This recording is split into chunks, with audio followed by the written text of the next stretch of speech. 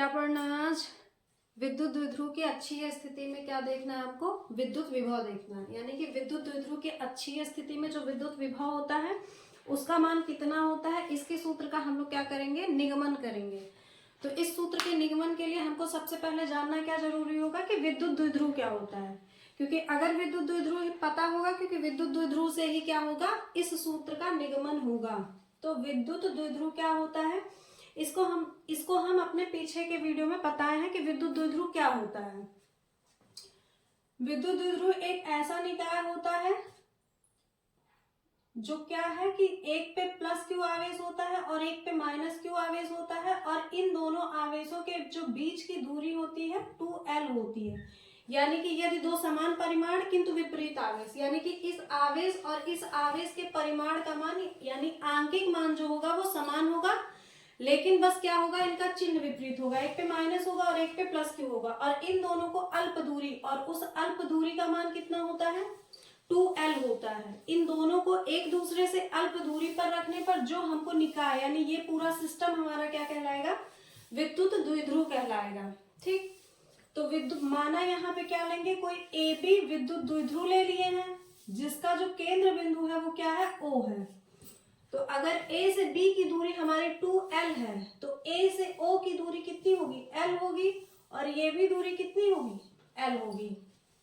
तभी तो A से B की दूरी कितनी होगी? 2L होगी। अब इसी के अक्षीय रेखा में कोई बिंदु हमारा क्या है? P स्थित है। यानी इसी के अक्षीय रेखा में कोई बिंदु हमारा P स्थित है जो कि इसके केंद्र बिंदु से कितनी दूरी पे है? R मीटर की दूरी पर है। और इसी बिंदु P पे हमको क्या निकालनी है? विद्युत विभव का मान निकालना है। यानी कि विद्युत विभव से विद्युत द्विध्रुव से क्या R दूरी पे कोई बिंदु P है जहां पे हमको विद्युत विभव की गणना करनी है। तो यहाँ पे पहले हम देखते हैं क्या, एक बार माइनस क्यू के कारण जो बिंदु P है इसकी दूरी, तो माइनस क्यू से अगर हम लोग दूरी देखते हैं तो माइनस क्यू से चलेंगे कहां तक जाएंगे? P तक जाएंगे। तो पहले हम कितना चले? L, और L से फिर हम कहां जाएंगे? इतना, यानी कि ये क्या है? R। यानी हम ये दूरी अगर माइनस क्यू से चलते हैं तो कितनी आएगी? R में इस L को जोड़ दें तो मिल जाएगा हमको माइनस क्यू से P की दूरी। उसी तरह से अगर हम प्लस क्यू से दूरी निकालते हैं तो इस बार क्या करेंगे? प्लस क्यू कहाँ पे है? यहाँ पे है। तो प्लस क्यू से हमको इसकी दूरी निकालनी है, तो इस पूरी दूरी में से इतनी दूरी को हम निकाल देंगे तो बचेगा क्या? सिर्फ ये B से P की दूरी बचेगी। यानी प्लस क्यू आवेश से अगर हमको दूरी निकालना होगा तो हम क्या करेंगे? R माइनस L करेंगे। ठीक है, अब इसके बाद हम लोग यहाँ पे जो लिखा जाता है लिखेंगे क्या कि माना AB कोई विद्युत द्विध्रुव आघूर्ण है जिसके बीच की जो दूरी है वो कितनी है? 2L है। वहां के वो क्या कहते हैं, जिसके केंद्र बिंदु O से क्या है? R दूरी पर स्थित बिंदु P है जहां पे हमको क्या करना है? विद्युत विभव की गणना करनी है। ये सारी चीजें लिखने के बाद अब हम लोग आते हैं सूत्र के निगमन पे। तो जो सबसे पहला पॉइंट होगा हमारा वो क्या कहलाएगा? प्लस क्यू के कारण, प्लस क्यू आवेश के कारण बिंदु P पर विद्युत विभव, प्लस क्यू आवेश के कारण बिंदु P पर जो विभव होगा उसका मान कितना हो जाएगा? V1 बराबर विभव का जो फार्मूला होता है वो 1/4 पाई एप्सिलॉन नॉट Q बटे R होता है। तो Q जो है वो क्या है? एक बार हम प्लस क्यू के कारण ले रहे हैं तो जो Q होगा वो धनात्मक ही होगा, और R मतलब दूरी होता है, और हम प्लस क्यू से जो दूरी बताए हैं वो कितनी बताए हैं? R minus L। इसको समीकरण नंबर 1 बना लेंगे। सेम यही प्रोसेस की माइनस क्यू के कारण, माइनस क्यू के कारण बिंदु P पर विभव, माइनस क्यू के कारण बिंदु P पर जो विद्युत विभव का मान होगा वो कितना होगा? उसको हम लोग लिखेंगे V2। अब ये जो माइनस क्यू के कारण है तो ये जो विभव होगा वो ऋणात्मक होगा, यानी कि -1/4 पाई एप्सिलॉन नॉट, और Q बटे माइनस क्यू के कारण दूरी हमने कितना बताया? R plus L। तो R प्लस L कर देंगे, इसको बना देंगे समीकरण 2। अब लिखेंगे बिंदु P पर परिणामी विद्युत विभव, बिंदु P पर जो परिणामी विद्युत विभव का मान होगा वो क्या होगा? V बराबर हो जाएगा V1 प्लस V2। तो V1 प्लस V2 मतलब समीकरण 1 और समीकरण 2 को हम लोग क्या करेंगे, यहाँ पे जोड़ देंगे। तो V बराबर क्या हो जाएगा, V1 का मान कितना है 1/4πε0 Q बटे R माइनस L प्लस है तो प्लस लगा देंगे, और V2 के आगे क्या है, माइनस चिन्ह है, तो माइनस के लिए क्या होता है खतरा, तो हम क्या लगा देंगे, ब्रैकेट लगा देंगे। तो -1/4πε0 Q बटे क्या हो जाएगा R प्लस L। ठीक, 1/4πε0 Q बटे R माइनस L, और ये प्लस और इस माइनस का जब आपस में गुणा होगा तो ये चिन्ह क्या हो जाएगा, ऋण आ जाएगा। अब ये ब्रैकेट हमारा हट चुका है, 1/4πε0 Q बटे क्या हो गया R प्लस L हो गया। अब एक पूरी संख्या ये है और दूसरी संख्या ये है, इन दोनों संख्याओं में से हम क्या करेंगे, कॉमन लेंगे। कॉमन लेना तो सबको आता होगा, 1/4πε0 तो कॉमन है ही, साथ ही साथ Q यहाँ भी है और Q यहाँ भी है, तो हम कॉमन किसको लेंगे, Q बटे 4πε0 को। कॉमन लेने के बाद की जो प्रक्रिया होती है, कॉमन हम जिन संख्याओं में से लेते हैं उन संख्याओं में ही क्या होता है, इनका भाग होता है।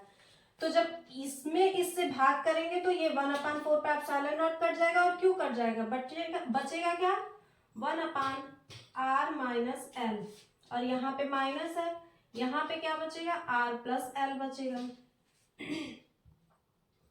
Q बटे 4πε0।